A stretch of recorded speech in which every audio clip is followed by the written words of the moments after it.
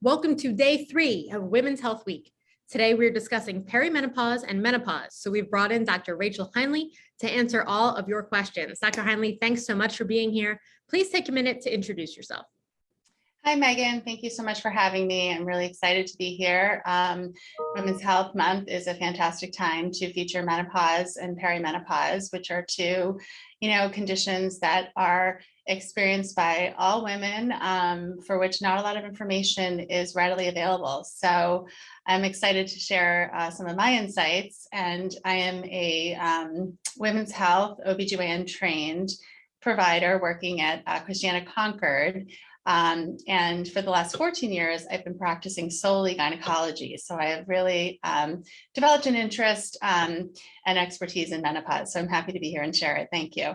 Fantastic. We'll touch on so much important information today, but before we dive in, I just want to remind everyone at home that if you have questions during this conversation, please submit them in the comments below. We will try to answer as many of your questions as we can. And if we can't get to your question during the live piece of this conversation, we'll be able to chat with you in the comments afterwards. So Dr. Heinle, let's start by just an explanation of the difference between perimenopause and menopause. Absolutely. So menopause is a transition that every woman will make, and it usually occurs around the age of 51. And it's defined by a woman's last menstrual period. And we then give you the diagnosis of postmenopause when you celebrate that 1-year anniversary from your final menstrual period. Usually this occurs naturally, but it can also occur in a surgical setting when a woman has her ovaries removed. And there are also some medications. Some women who undergo cancer treatment will have to take chemotherapies that can induce menopause as well. But typically the natural state occurs around 51. And in contrast to this, perimenopause refers to the years leading up to that final menstrual period. And this usually begins for a woman in her early 40s, and it can last for 6 to 10 years. And it's a time when hormones are beginning to fluctuate, ovarian function is beginning to change a little bit, and bleeding patterns can change, and other symptoms can start to present that come from all that hormonal fluctuation. And what are the most common symptoms of menopause? Sure. So in menopause, our ovaries are no longer producing eggs and therefore are no longer releasing hormones. And so we start to experience symptoms of low estrogen. In the menopausal years, most women experience things like hot flashes, night sweats. We can also start to experience some vaginal changes, things like vaginal dryness, discomfort with intercourse. Sleep changes happen during menopause as well. Many times sleep is disrupted because of night sweats. And certainly night sweats and hot flashes are the most common menopausal symptom.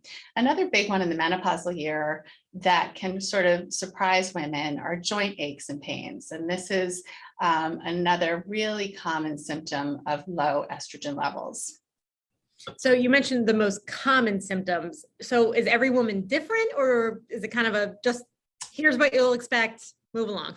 No, so you're exactly right. I would say that 75% of women do experience the most common symptoms, which would be the hot flashes, night sweats, and then vaginal changes in terms of dryness and possibly discomfort with things like intercourse. However, as mentioned, things like joint aches and pains and sleep and mood and lots of other things are on the list, but are not experienced by every woman. And if someone is just like going into perimenopause, looking at what their future may look like in menopause, how long can they expect these symptoms to last? Absolutely. So the menopausal symptoms, and sort of referring to postmenopausal years after that final period, those can last anywhere from 3 to 8, and at the outset 10 years. But the real take-home point here is they get less frequent and less severe with time. The hardest and the most severe time for symptoms is really that 1 to 3 years after your final period. And in contrast, you mentioned perimenopause and sort of duration of symptoms and timing with that. Perimenopause can be 6 to 10 years. On average, it starts around 45 and lasts about 5 to 6 years, but it can start as early, as I said, as 40. And those symptoms are a little different. Those symptoms are actually a result of hormonal fluctuations. And in many points during that phase, estrogen levels are actually higher than usual. So they're really kind of spiking and falling throughout the month. That leads to a lot of changes in bleeding patterns. Women will report heavier, longer periods. Some women will experience spotting throughout the month or even getting more than one period in a month. And in addition, those high spikes of estrogen can lead to things like breast tenderness, bloating. A lot of women report that they feel like they're 3 months pregnant all the time. We start to see changes in metabolism during this perimenopause phase. So women will have a little harder time keeping weight off, or may notice some weight gain despite very few changes in their diet or their lifestyle. Cognitive and mood changes are really common during the perimenopause as well. So women will start to report that their focus doesn't feel as sharp. And, kind of a very common phrase among patients is brain fog, like I just can't think of the word, or I don't feel sharp. Mood can suffer a little bit too. And we've definitely shown that anyone who has had other periods in their life where they've suffered with mild depression or anxiety may see a return of this in the perimenopausal years. But in general, people, in a mild way, describe sort of a heightened PMS type feeling, always feeling a little bit more irritable and reactionary and that kind of thing. So in some, the perimenopause is often, the hardest time for women because things are so unpredictable. And I always refer to this phase as the hormone roller coaster or the hormone storm.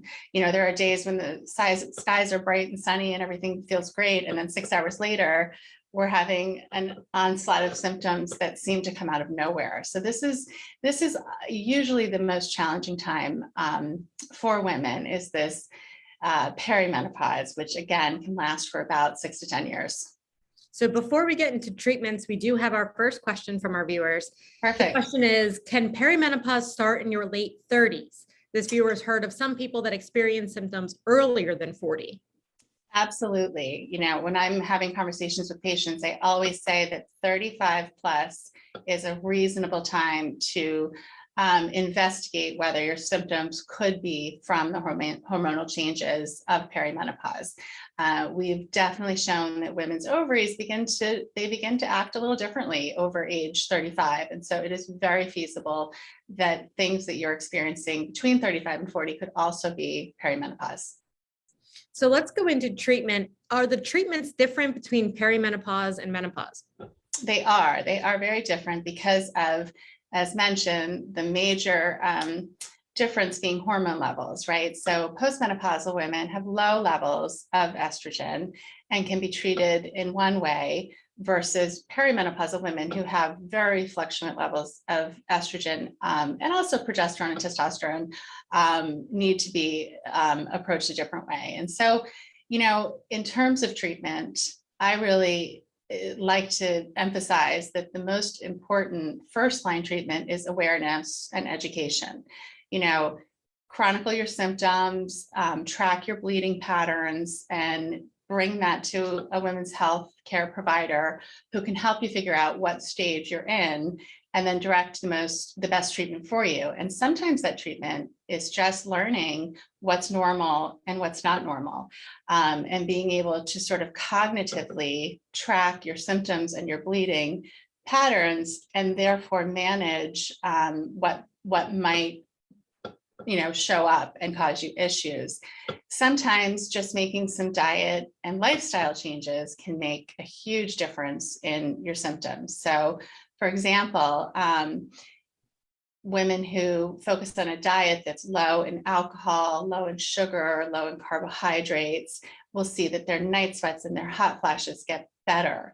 Women who exercise regularly will also see an improvement in those symptoms. Hydrating with plenty of water on a regular basis, trying to keep to a regular, predictable sleep routine will help quite a bit. Avoidance of substances, particularly Smoking is one that is linked to a higher level of night sweats and hot flashes, makes a big difference too. And then some women find that even with all these changes, they're really still suffering and they want to try some supplements. There's a whole host of supplements, natural products on the market that can be obtained over the counter. And although there's limited evidence and data for these, people do find that they get some relief from certain products. One of the products that patients sort of really find helpful is something called black cohosh, which is an herbal product. It's marketed under the name Estroven. And there's another great player on the market called Equel. Equel is actually the natural derivative or the natural metabolite, of soy. And not every woman can actually produce this when they eat regular soy. And so this product has been developed and a lot of women are seeing improvement in sleep and hot flashes when they use that. And then for certain women, prescription medications are necessary. And we've really developed a lot of safe and effective treatment options, both for menopausal years and perimenopausal years, in terms of hormonal prescription medications and non-hormonal. That's great. We do have another question from our audience. This woman asks, I am postmenopausal and have experienced some bleeding. Is that normal? So all postmenopausal women who experience bleeding should report that to their healthcare provider and have a workup. 10% of postmenopausal bleeding can actually represent a uterine cancer or precancer. So we always take it very seriously and work it up.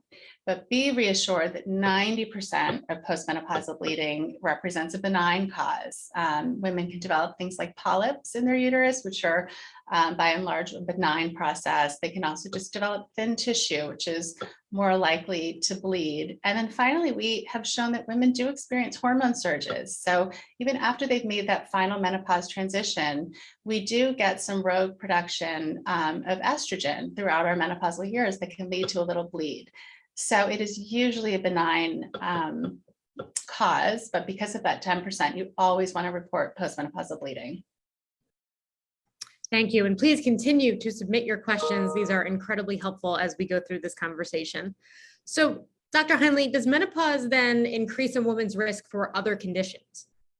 Yeah, so once we are in those years where we're no longer making estrogen, there are some other conditions that can affect our health and need to be screened for on a regular basis. So the big one is osteoporosis. It turns out estrogen is a really key player in our bone health and helps to build new bone.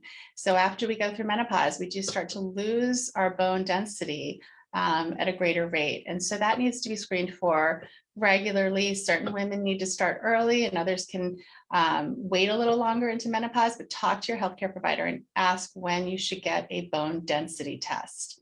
Another big condition we look carefully at and try to teach women about is their cardiovascular health. And we do know that things like atherosclerotic plaque in blood vessels can increase after menopause due to those estrogen changes. So regular screenings with your primary care provider who can make sure that you are having your cholesterol checked and getting, EKGs and other cardiac studies that are important to preserve that health is really important.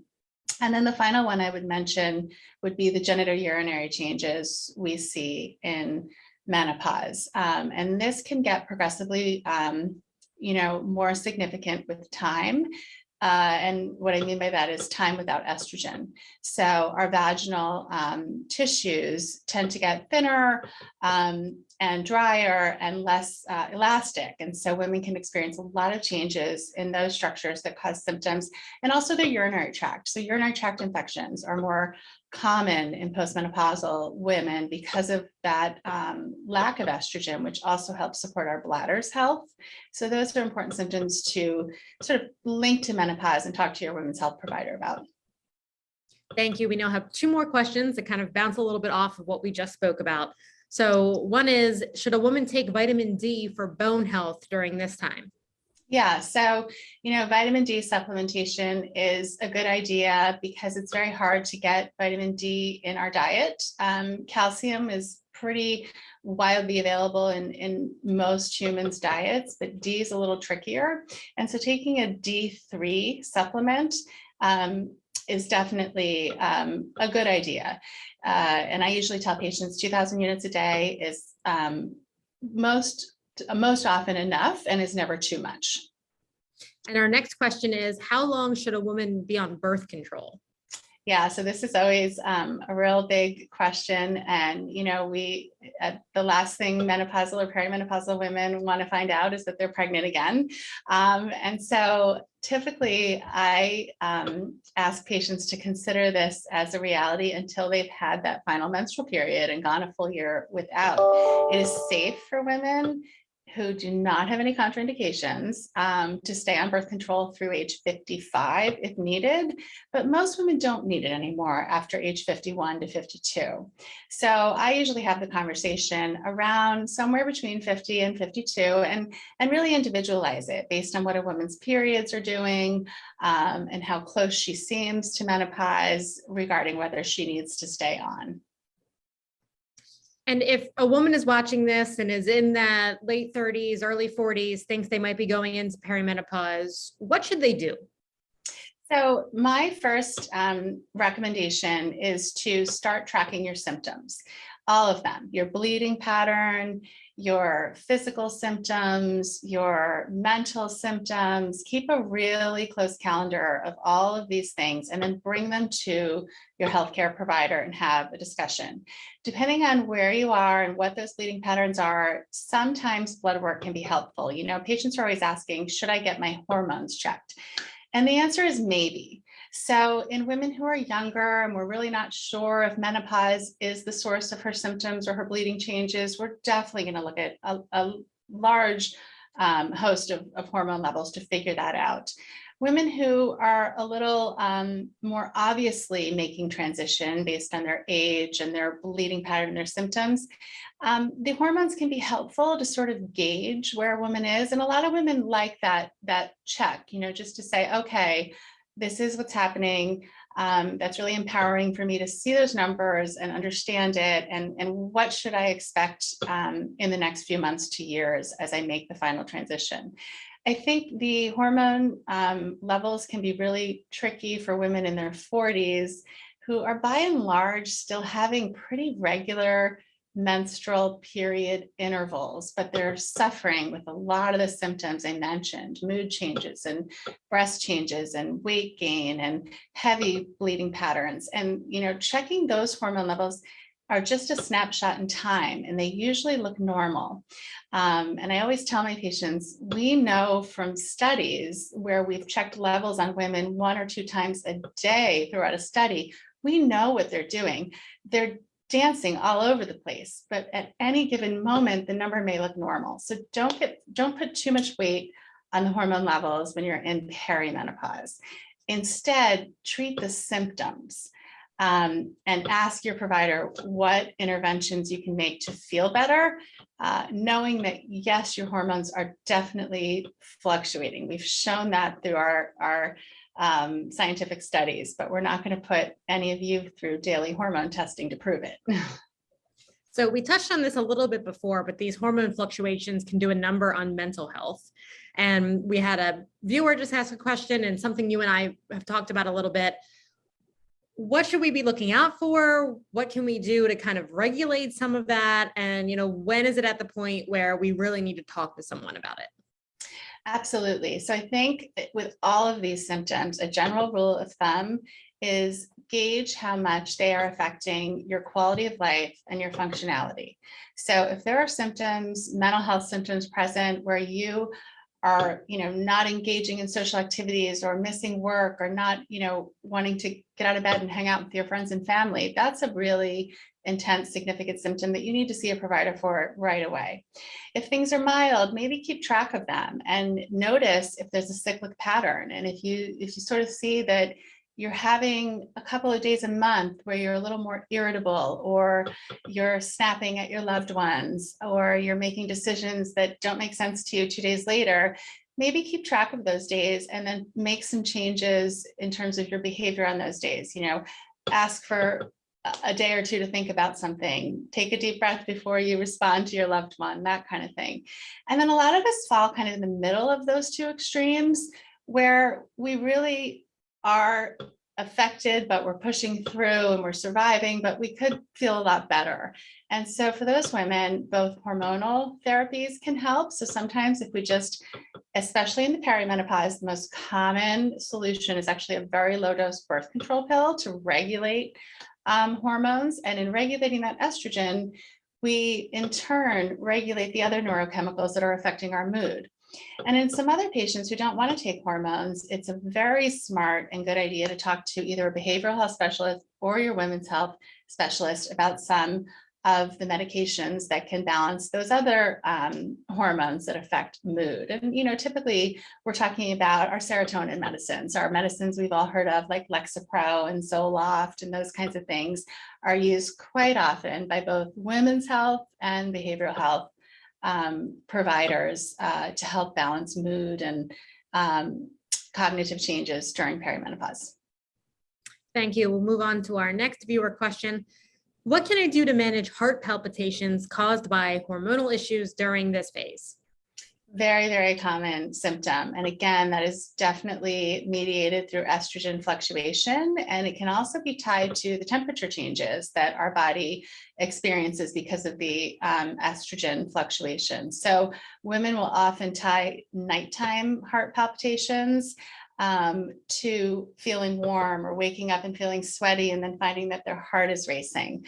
So again, symptom or approach to treatment ranges and depends on severity of symptoms. If this is kind of a mild and intermittent thing, things like deep breathing, paced respiration, meditation can all really help to get your heart rate back into regular range and sort of while waiting for your body to recover in terms of blood pressure and temperature.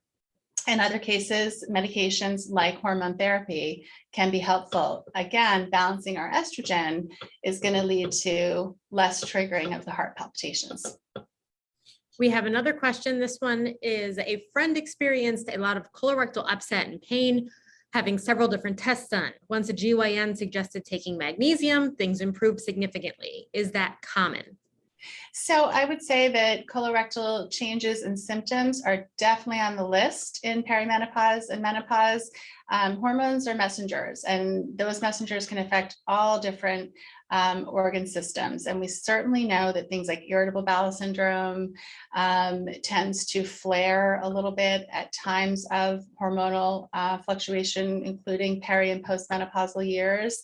So I would say it's on the list, and you should definitely after having a full workup with a primary care physician and perhaps a GI physician, talk to your women's health provider about whether your GI symptoms could be hormonal. And if so, what treatments are out there to sort of, again, balance those hormones and reduce the effect that they may be having on your GI tract. So another viewer question asking, what resources or good sources of information would you recommend for women going through perimenopause? Obviously, this Facebook Live is a great resource. Talking to your provider is a great resource, but anything else that you would recommend? Absolutely. So there's a number of different publications out there. My favorite organization for menopause is the North American Menopause Society. And there's a lot of really great scientific evidence-based information on the NAMS website for both healthcare professionals and for patients. So that is a resource that's available to the public and free, and is just a great, vast resource for menopause. Some books that I've kind of found helpful. There's a new one out called the Menopause Manifesto, which is a little bit of a fun and light, but very informative walkthrough for menopause. There's some virtual health platforms that are out there that are pretty informative. Electra Health, ELEKTRA is one that's got a lot of great resources on it. And I think also talking to each other. I think what we should all really understand about menopause is it's a very natural, very expected, transition that we're all going to make. And we unfortunately aren't given a lot of information about it in our younger years. And we often don't even know to start thinking about it or asking about it until the symptoms have really, knocked us over. So talking to our family members and our friends, and I think as healthcare providers, we need to start talking to women about these things in their late 30s and early 40s, not to scare them, but just to say, this is what may be ahead. And 75% of us are going to experience some version of this. So, know that it could be very mild and it could be really severe, but we're here for you. And we've got, lots of resources and lots of options to sort of help you through, depending on what your personal experience is. And before I let you go, if someone's watching and saying, I love Dr. Heinle, I want to be in her practice, how can they do that? Oh, absolutely. So we are at Christiana Care Concord, which is on 202 or Concord Pike, just north of the, Trader Joe's Brand New Wine Plaza complex there. And our office number is 302-623-2580. Fantastic. And we will post a link to more information about that practice in the comments below. So feel free to check that out. And if you have more questions, thank you all so much for submitting the ones that you have so far. If you have more questions, continue to submit those in the comments, and we can always chat with you through the comments after this live is over. Thank you all so much and have a great afternoon. Thanks, Megan.